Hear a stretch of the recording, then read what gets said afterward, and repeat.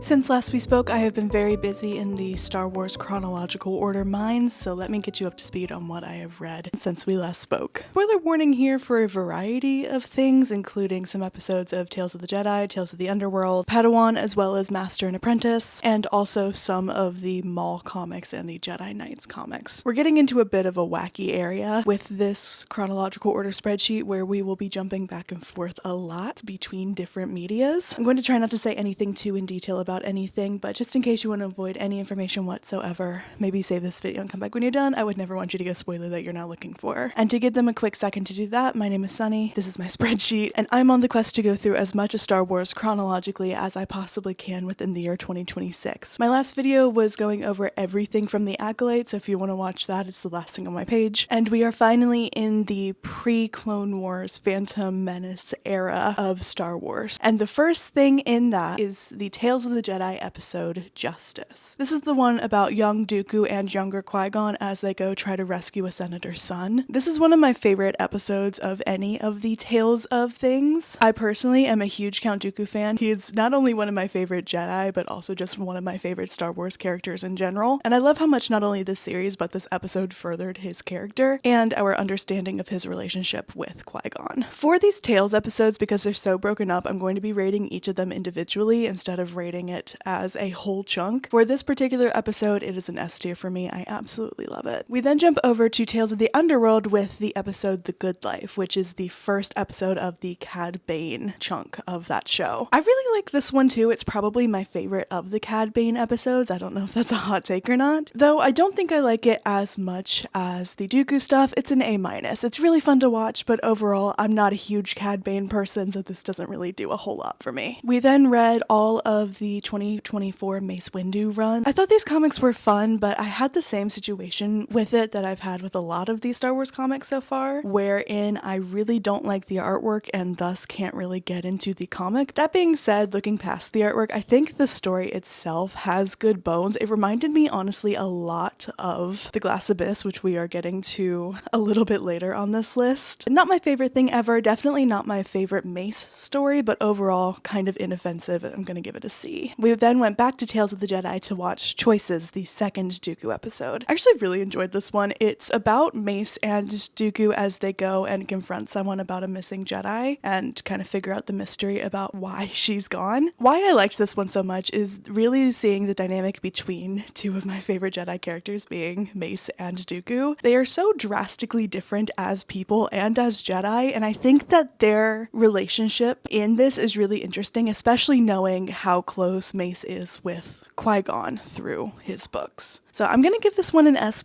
I did really enjoy it. Next was our first book for this chunk of time, which is Padawan by Kirsten White. This is my second time reading this book, and I've really enjoyed it both times that I've read it. This book follows Obi-Wan Kenobi as he goes a little bit rogue. He is a teen in here. I think he's 16. He and Qui-Gon haven't really reached their flow state yet. They are definitely like still working out what their relationship is, and in this book, Obi-Wan feels very unsure about his future as a Jedi. And in a moment of spontaneity, he ends up taking a ship and going off to do his own thing. And this book follows him as he goes to this planet that's filled with a bunch of children and figures out why they're there and why there is a weirdly strong force presence on the planet. I'm not sure how niche of a reference this is, but this book has the vibe of that one Star Trek TOS episode where Kirk and Spock go to that like weird western planet and there's a bunch of children who have created their own like colony and there's like a child hierarchy on that planet. Does anyone remember that TOS episode? That mixed with Jacob's character quest from Mass Effect 2. Does that make sense? I don't know. There's some really interesting moments in this. I think a lot of this book was just to do character work for Obi-Wan Kenobi, and I'm absolutely not mad at that. I think that this version of Obi-Wan is drastically different from who we see in the movies, but I don't think that that's necessarily necessarily a bad thing. This is an A+ for me. From that, we go into our next book, which is Master and Apprentice by Claudia Gray. This is also my second time reading this book, and my opinions on this one also largely have remained the same. This book follows Obi-Wan and Qui-Gon as they go to the planet called, I think it's Pijal, at the request of Qui-Gon's Jedi brother, kind of, Rael Aberroth. He is a former apprentice of Dooku, just as Qui-Gon is, and he's got some bad vibes, if I'm being honest. I don't really care for Rael, but in this story we learn about what Rael has been doing with his time away from the Jedi and the Council, which has mainly been helping this young girl on this planet who is like being primed to become its leader. The two conflicts in this book are about what's happening on that planet and then simultaneously what's happening between Obi-Wan and Qui-Gon. Obi-Wan hears secondhand that Qui-Gon has been invited to join the Council, and because their relationship at this point is still a little bit rocky, he feels very betrayed by this because he's like, okay, well, he couldn't even tell me himself, I'm gonna have to get a new master, all of this has been for nothing, blah blah blah. And while I really enjoyed that part of the book, I think that the side plot with Rael was a little bit weird and not necessarily what I would have done with this one. But that being said, I think about that part of this book a lot. So for that, this one also gets an A+. We then hit a couple more Tales of episodes, that being Tales of the Underworld, A Good Turn, which is the second Cad Bane episode. I didn't really like this one. It got a C. I think it's kind of boring and is serving as a gap between the first one and the second one. Doesn't really hold up on its own in my opinion. Next was Tales of the Jedi, Life and Death. This is the first episode of Tales of the Jedi about Ahsoka. I do like the context that it gives for the Togruta, but as an Ahsoka story, it's not one of my favorites, so it gets a C-.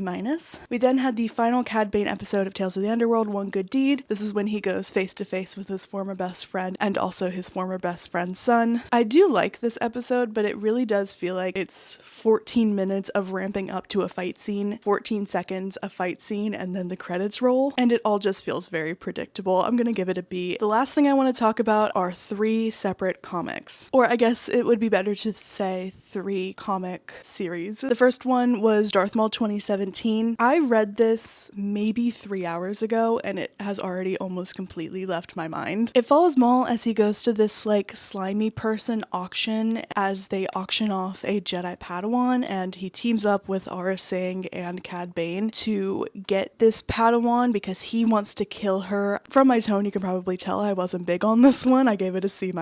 We then had Darth Maul Black, White, and Red. I enjoyed this one a lot more, if anything, because the stylization of it is so cool. Here's just a random page from the 4th issue. This story is kind of nothing. It's just Maul going through and slaughtering a bunch of people, and that's never like my favorite things to read about, but I really enjoyed the art for this one, so I'm gonna give it a B-. And the very last thing for this mildly long video is the Jedi Knights comics from 2025. These are really new. I am obsessed with these comics. I'm mad at myself that I wasn't reading this while they were coming out, and I hesitate to say anything about these because they are so new, but I think this cover gives off a pretty good vibe of what we're working with. It is literally all of the council members and some just extraneous Jedi from the Star Wars prequels era going around and doing stuff. There is a through line plot with the central villain, but there's also like just the Jedi going out and doing Jedi stuff, either alone or in groups. There are some really interesting stories told in here. My personal favorite, without giving any spoilers, is the one about Dooku and Yaddle. Obviously, if you know me, those are 2 of my favorites. And this whole thing was just perfect to me. The last issue is not yet on Marvel Unlimited, but if we're being honest, I don't need to read the last issue to know that this is one of my favorite comic series that I've read so far. It's an S+ for me. And that is everything that I have gone through since I last updated you guys. This is kind of what these videos are going to be like from now on, because we are hitting a point where we have a lot of TV episodes mixed with a lot of different comics. A lot of the videos going forward are going to be me just kind of recapping you on TV series and comics. In like a week, we are going to hit a point where I'm doing nothing but watching the Clone Wars, so that's going to be really interesting. I don't know how I'm going to approach that yet. If you have any suggestions, feel free to leave it in the comments. If you liked this video and or if you want to follow along with the remainder of the Star Wars chronological journey, I will be posting videos just like this one all year long and possibly into next year if we can't get it done all in this year. So make sure you press the follow button. As always, thank you guys so much for being here, and I will see you tomorrow. Bye. I finished reading The Living Force today, and because I'm on the quest to go through as much of Star Wars Wars chronologically as I possibly can within the year 2026, we obviously need to talk about it. Quick little housekeeping note. The things that I'm going to talk about in this video being The Living Force by John Jackson Miller and the 2024 Jango Fett 4-part comic series chronologically should have gone before the video I posted yesterday. So with all that being said, let's talk about these two things. We'll do Jango Fett first because I have like 2 sentences to say about them. It's a 4-part comic miniseries from 2024 about Jango Fett teaming up with Aurra Sing. I said yesterday, and this holds completely true, I do not super care for bounty hunters just as a Star Wars genre, so to speak. So I didn't really care for these. I'm gonna give it a D. I found these to be a little bit boring. Not to say that they're like not well done, it's just not for me. And now let's talk about The Living Force by John Jackson Miller. This book very roughly is about the Jedi Council as they are during Phantom Menace going on a little spring break trip. Catalyst for this trip, Qui-Gon says something to them and then Mace kind of interprets that, and the council comes to this group decision that as of late they have not really been acting like members of the Jedi Order, they have been acting like council members. They're ready to get out of the office is the best way I can put it. So they decide to all go to this planet called Quinn to put on a big ceremony to celebrate Quinn's anniversary. And from there, hijinks ensue. One of the reasons I love this book so much is because it highlights all of the council members that we know basically nothing about up until this point. Like, obviously there are a ton of stories about Mace and Deppa and Yoda and Yaddle, but what other story is about like Yarael Poof? There are so many little freaks on the Jedi Council at this point, and I say that very lovingly. Something I love so much about Star Wars is that we can have these really deep, heartbreaking storylines and really important messages, but the messages are being delivered by like this guy and these guys. Objectively, they are so silly to look at, and thus I feel like don't get a lot of time during this like wartime era. We don't really have time to explore Albert Rancisis. He's just not on the menu at this point. The way that all of these weird characters get a moment to shine and a moment for readers to grab onto them and be like, hey, maybe I actually like this guy, I just feel like is so special. There's something about like the thought of the least loved thing finding their person that makes me want to sob, and I think is the plot of basically every Pixar movie. Going into this book, I knew that there was a reason why I felt so attached to Opera Rancisis and Yarael Poof. Kind of forgotten that once I read this book early last year. Going back into this book and being reminded why I have such a weird connection to these characters was really enjoyable. If you've read this book, please let me know in the comments which obscure Jedi Council member you got attached to while reading. And as always, I will see you tomorrow. Bye!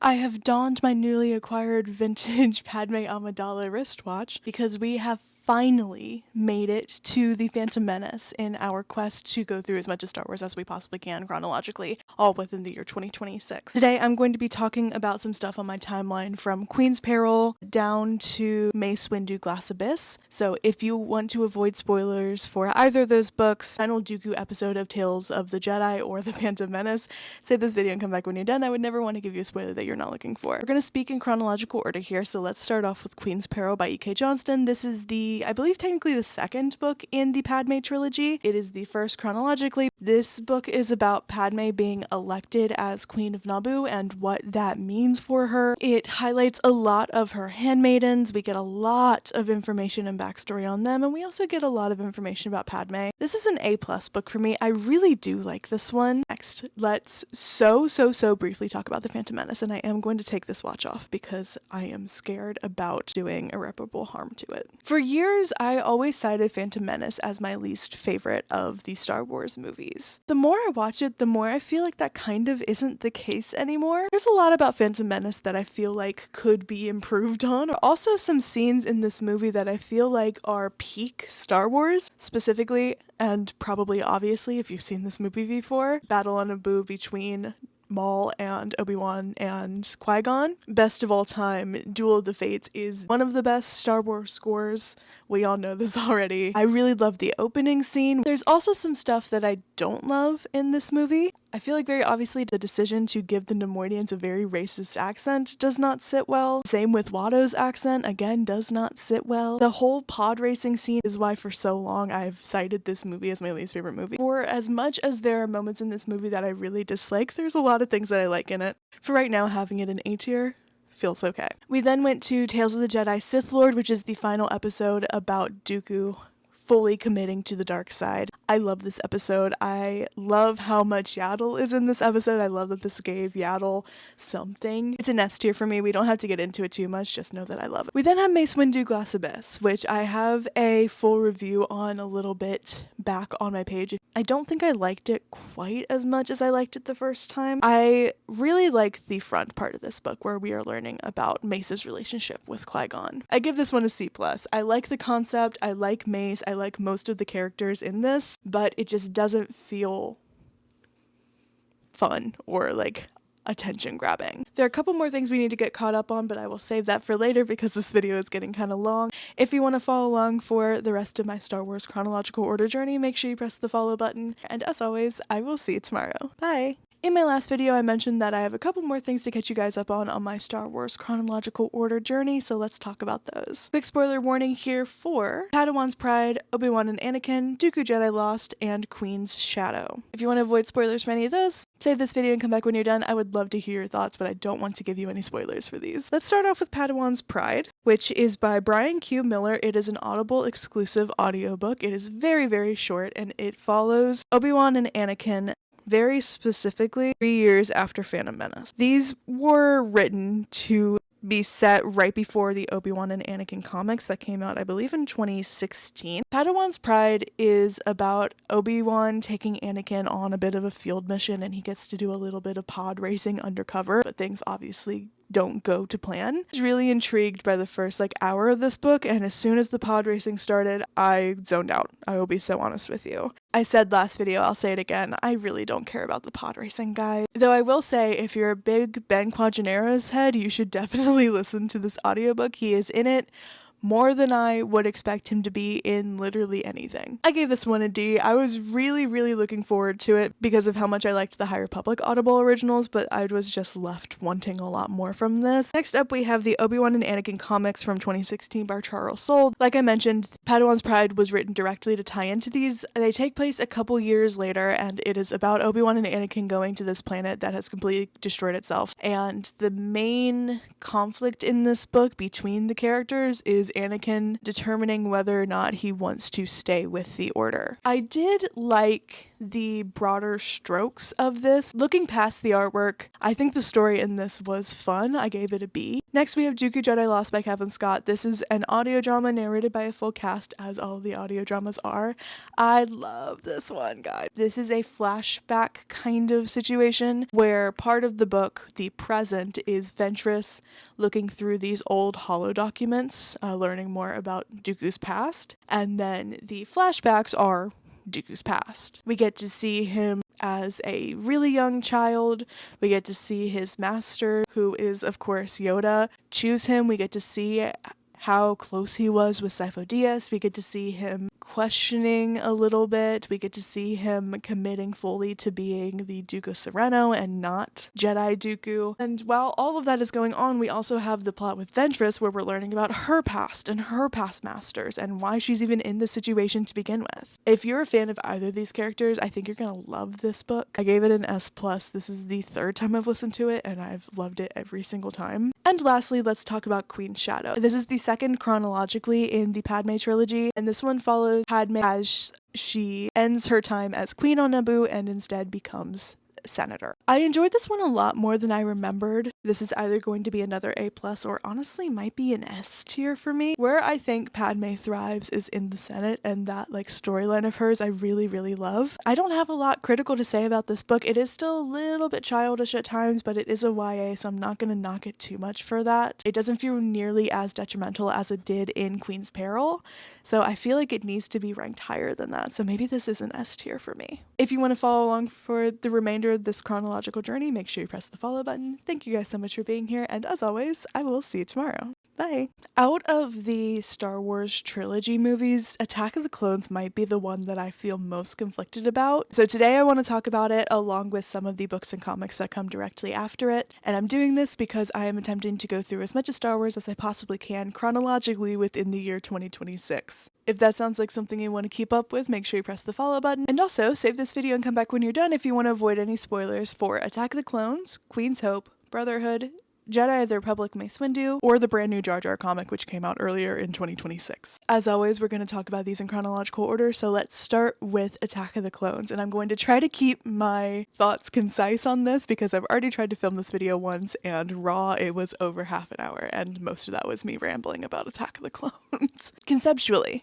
I really love this movie. Straight off the bat, I do want to say I understand that we were working with late 90s, early 2000s technology, but the animation and the CGI in this movie are so off-putting. Besides that, something I love about this movie is the last couple scenes where we get the start of the Clone Wars. Basically everything post initial battle on Geonosis in the arena. Everything after that I think is immaculate and is what a lot of my love for this movie is riding on. Besides the fact that I love the concept of the clones and I love the concept of Kamino, and this plot point with Dooku and Sifo Dyas feels so much more heartbreaking but also really gratifying after reading Dooku Jedi Lost, or listening to it since it's an audio drama. Overall, I really do like this movie because of how much it contributes to the plot that we are about to get with literally all of the Clone Wars animated TV show.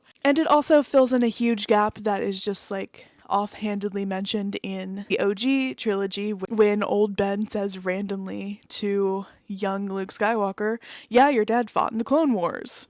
No one knew what that was until 2002, and I kind of love that. I love that we got to see the Clone Wars. The thing in this movie that makes me truly conflicted about it is not necessarily a fault of the movie itself. It's, I think, more a fault on the premise. I really want to like Padme as a character. I love how borderline headstrong she is. Like, she gets an idea and she's gonna do it no matter what, and she's gonna do it her way, and I really do like that about her. Obviously, she's beautiful, stunning, gorgeous, but she's also like kind and so smart and so caring for not only her planet but for the entire galaxy. The fact that she throws away basically everything, including her own life, because she believes that he's a good person, is just not something that I can believe that she would do. The stuff in the Padme trilogy books about Sabe saying, like, "You always said if you fell in love, it would be the end of you,"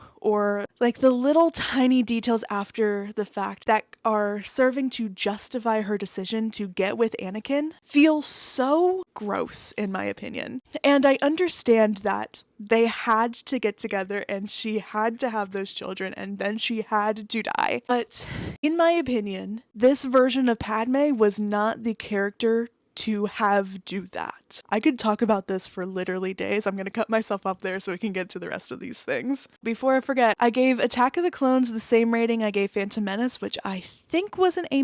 After Attack of the Clones, I read Queen's Hope, which is the final book in the Padme trilogy by E.K. Johnston. Overall, I have enjoyed this trilogy a lot more than I did the first time I read it in its entirety. I think that this one is probably my second favorite book out of the trilogy, hierarchy being Shadow, Hope, Peril, but they're all S-A+ range. After Queen's Hope, I read Brotherhood by Mike Chen. This is the Anakin and Obi-Wan book explaining what the heck they did on Cato Nemoinia, which was a random throwaway line from Revenge of the Sith. I think the top half of this book reads a lot like Mike Chen was trying to put a little bit of the Revenge of the Sith novelization into it. He did the same thing that Matthew Stover does in that book, which is saying over and over again, this is Padme Amidala, this is Obi-Wan Kenobi, this is Anakin Skywalker, and introducing those characters as they are in that moment. And that's something that can get a little bit tiresome when done over and over and over again back to back, but in this book and the Revenge of the Sith novel, I think that they're done very tastefully. I think I also gave this one an A-, if not just a flat A. I like it enough. I do think it is just a little bit too long for my personal taste. It drags in a lot of spots, but by no means is it bad or poorly written. To say the quickest word on Jedi of the Republic Mace Windu that has ever been spoken, this is a 5-issue series from 2017 authored by Matt Owens. I gave this a D for basically the same reason I have given almost every other Star Wars comic that I've read in the past, like, month a D. I didn't really like the art style. Not a lot of consequence happened. I do like that Kit Fisto showed up in this and he was working together with Mace.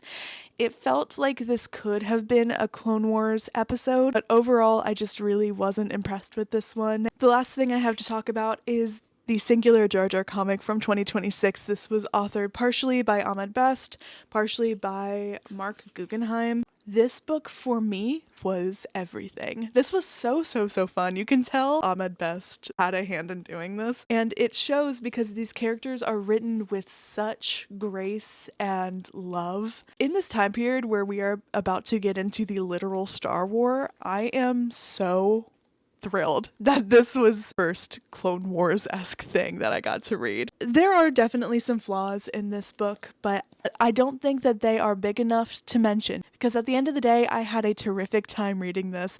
I honestly wish that it was more than one issue, although this issue is pretty long. So I'm gonna give it an A. That's a selfish A, but we're gonna take them when we can. And that is everything that I have gone through in my chronological journey over the past day-ish. Just to give you guys a look into the future, this is my spreadsheet right now, and everything that is gray in this column right here is either a Clone Wars episode or a chunk of episodes from Forces of Destiny or one single episode of Tales of the Empire. If you want to join my battalion to fight in the Clone Wars against the Separatists, make sure you press the follow button. Thank you guys so much for being here, and as always, I will see you tomorrow. Bye!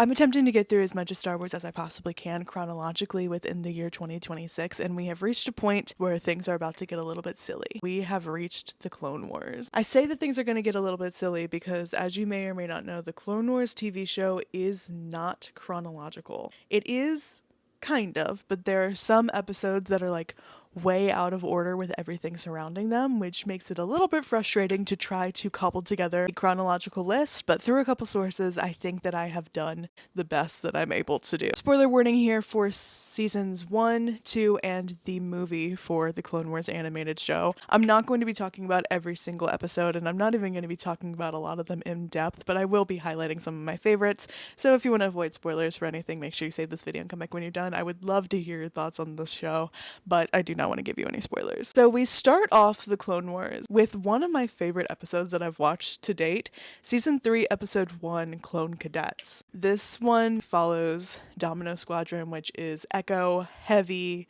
Droid Bait, two others that I can never remember, as they try to pass their clone trial, so to speak, to become what they are ultimately looking to become, which is ARC Troopers. This episode also introduces us to 99, who I feel extremely maternal towards. And also this episode heavily features Shakti, which I will never be mad at. The reason I like this episode so much is, one, I love Domino Squad. Just period. These are some of my favorite clones. 2, I love how much we get to see of the inner workings of the Camino base in this episode. I am so fascinated by the concept of the clones and the culture that the clones built for themselves. I do want to mention quickly what the rating system is going to be moving forward with this. I'm going to be ranking seasons and not singular episodes. The next episode chronologically is another one of my absolute favorites, which is Season 2, Episode 16, Cat and Mouse. If you know me, you know that I am obsessed with Admiral Trench. He shows up for one episode and then dies immediately. I actually don't remember if he ends up coming back. If he does, I'm going to be psyched because I honestly forgot that he dies in this episode. The last episode before the movie was Season 1, Episode 16, The Hidden Enemy. I cannot remember anything about this. With the amount of Clone Wars that I have watched within the past couple days, it's all kind of blending together, if I'm being honest. Next was the movie, which I gave an A+. I do not remember liking this movie as much as I did. This introduces Ahsoka and introduces Anakin as a master. It introduces Rhoda the Hutt, who I'm sure all of us didn't think would ever be relevant again, but he somehow is. Next we had Season 3, Episode 3, Supply Lines, and then we got into the more linear section, which was Season 1, Episode 1 through 10. Some of my favorites from these, Season 1, Episode 1 is an all-timer for me. This is the one about Yoda and his clones as they accept a challenge from Ventress to try to get the Toydarian king, prime minister, maybe?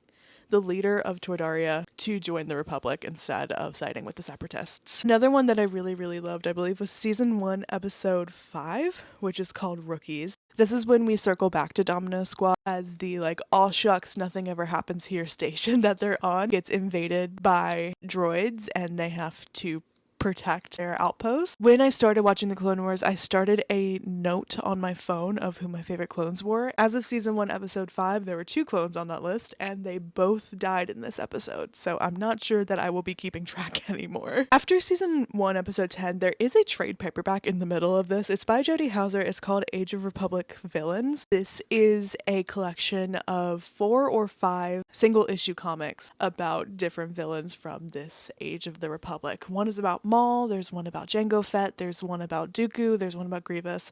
I feel like I'm missing one, but maybe I'm not. These were fine, I guess. They weren't anything like super groundbreaking. Honestly, I was kind of disappointed by most of them. The Grievous one by far was my favorite, but the rest of them felt very lackluster. Like nothing was accomplished in any of them. It was just kind of reiterating stuff we already knew. And I didn't really like the art style, so I gave these a D. After that, there are, you guessed it, more episodes of the Clone Wars. It's season 1, episodes 11 through 21. And then where I stopped literally just now to film this video was season 2, episode 1 through 14. From this chunk, some of my favorites were the one about Ahsoka and Barriss as they are on this medical frigate and they are invaded by these like brainworm things. It's very Death Troopers. They're like fighting off infected clones and it was really fun and a little gross. Another one of my favorites was, I believe in season 2, it's Ahsoka and Master Sunube. Ahsoka gets pickpocketed and loses her lightsaber on Coruscant, so she goes to Master Sunube, who is familiar with the workings of the Coruscant underground, and she works with him, this like old man that I'm pretty sure we met in the High Republic books actually, to find her lightsaber before she has to go tell Anakin that she lost it. And along the way, she learns a lesson about patience. And that's what I've been doing for the past several days. If you want to follow along with my Star Wars chronological order journey, I would love to have you here. Make sure you press the follow button so you don't miss the next episode. Thank you so much for being here, and as always, I will see you tomorrow. Bye. It's time to talk more about the Clone Wars. I've returned from my birthday trip. Thank you all for the kind birthday messages. They really did make my day. Had a terrific time in Disneyland, even though it was scorching hot and I definitely got a little bit of a sunburn on my scalp. I'm very excited to share the photos and videos I took during that trip, but more importantly, I'm excited to tell you what I watched on the plane ride there and back, which, you guessed it, was almost exclusively the Clone Wars. If this is your first time seeing me, my name is Sunny. I'm attempting to go through as much of Star Wars as I can within the year 2026 chronologically. And as of right now, we are in the prequels era, specifically the Clone Wars, obviously. As a reminder, the Clone Wars was not released chronologically. What I watched on the plane ride to California was season 2, episodes 17 through 22, season 3, episode 2, and season 3, episodes 4 through 8. Includes the episode about the bounty hunters who are protecting that farming colony from Hondo Ohnaka.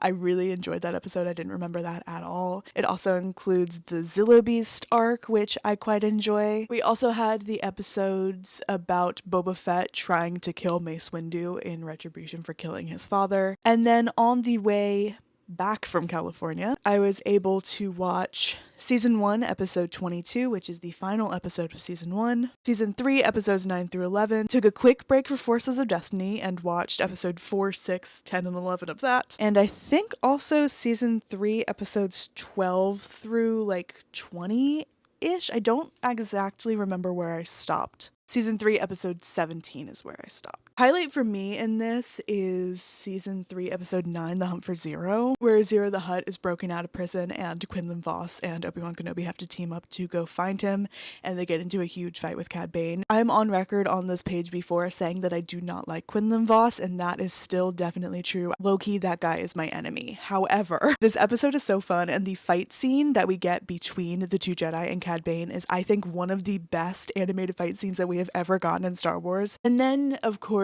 we get to the Mortis arc, which I'm very conflicted about. In my opinion, it feels very muddled at times. There's a lot of points where it's just repeating itself over and over and over again. To speak really quickly on Forces of Destiny, I was honestly kind of disappointed by it. It was fine. In my excitement to watch a series that was made specifically about the women of Star Wars, I forgot that this show was also made to sell toys. Don't get me wrong, I am obsessed with the dolls. I think that they are beautiful and perfect. In stills, in just pictures, I think that this art style is really, really cute.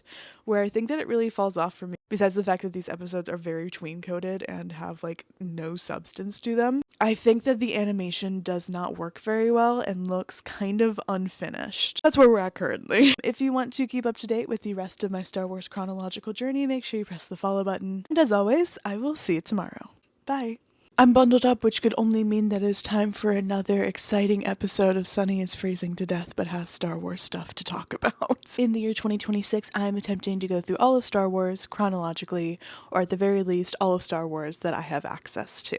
In that quest, we are in the middle of the Clone Wars. Now that I'm saying that out loud, we're actually very close to the end of Clone Wars. Last time we spoke, I was speaking on the middle to end of Season 3, that being episodes 12 through 22. Today, we are going to so briefly go through seasons 4 through the first part of 6. So as I sit here quietly shivering, please consider this your spoiler warning. If you have not watched the Clone Wars, I recommend saving this video and coming back when you're done, because I would not want you to get a spoiler that you're not looking for. Now, in general, I did really enjoy the back half of 3 going into the top of 4, though I can't say that any episodes in there were particularly memorable, besides the last couple episodes of season 4, which contains the episodes about Ventress becoming a bounty hunter and also the introduction, and I think also demise, of Spider-Maul. These episodes are really, really fun, and I think do start the kind of darker shift that the back half of the Clone Wars sees. In particular, with these episodes, I love the character progression that this starts for Ventress. Those are season 4, episodes 20 through 22. After that, we jumped into season 5, episodes 2 through 3,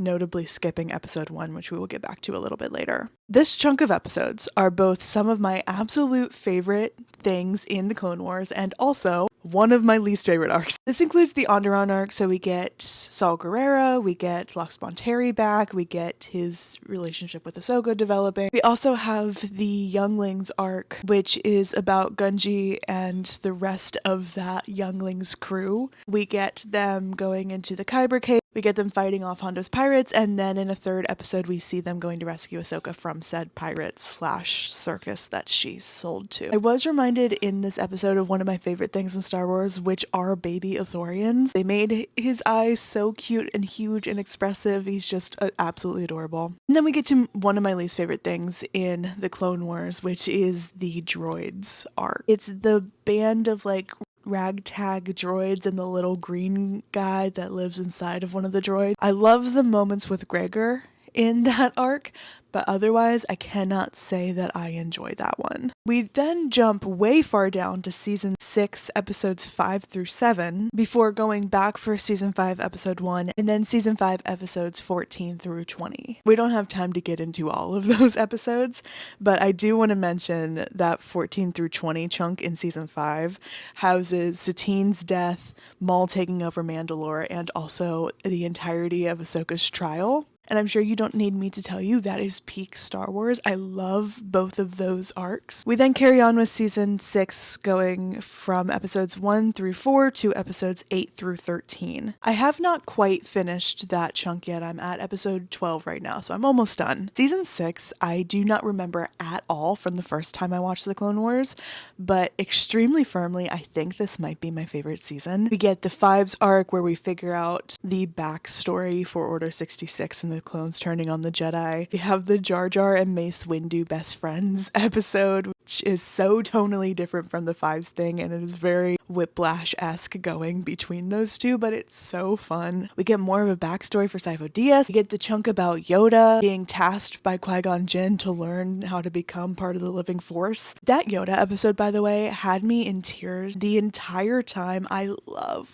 that episode. And that's where I'm currently at with my Clone Wars saga. I am so dangerously close to being through the Clone Wars. I honestly thought it was going to take me a lot longer than it has to get through all of this. Just for time reference, I started the Clone Wars on March 16th with season 3 episode 1 Clone Cadets. It has been less than a month and I'm almost all the way through it. That's it for this one. If you want to follow along with the rest of my Star Wars chronological order journey, make sure you press the follow button. And as always, I will see you tomorrow. Bye! It's been a little bit less than a year since I read this book for the first time, and I'm not done talking about it. So as I've just read it for the second time, let us sit down again and discuss. My name is Sunny. I'm going through as much of Star Wars as I can chronologically in the year 2026. Please consider this your spoiler warning for Dark Disciple. If you want to avoid those, make sure you save this video and come back when you're done, because of course I would never want you to get a spoiler that you were not overtly looking for. This book follows Jedi Quinlan Vos as he is tasked by the Council to go team up with Ventress and kill Count Dooku. This happens kind of in the middle of the end of the Clone Wars TV show. As a reference, I watched this after, I believe, season 6, episode 13. And this book follows Quinlan as he has to go court Ventress into becoming his ally, and then they actually do kind of become friends and end up falling in love. Things obviously get much worse after that. And also kind of during that, if I'm being honest. This is not a happy book. After their first failed attempt at killing Count Dooku, Quinlan and Ventress have a conversation that ultimately comes down to Quinlan committing to fully embracing the dark side. I think this point in the book does really kind of ruin Quinlan Vos's life. Obviously, learning to tap into the dark side is not going to bring you to a great place mentally, but the way that's written, it feels like Quinlan in particular is taking it quite badly. And to kind of further solidify that, we have the whole Admiral Enigma plot where Quinlan gets captured and Dooku turns him into his like semi-apprentice, but not really. That part of the book I still did find a little bit grating, because it's like we'd had all this work up to that point, and then it's like that whole thing was thrown in the garbage. This is also the point in the book where Quinlan jumps back and forth between being fully committed to Dooku and the dark side and also being like, I'm just kidding, I'm a Jedi, guys, I'm fully healed, it's not a problem, I wasn't affected at all. And then turns out maybe he was, but also maybe he wasn't, but like he definitely was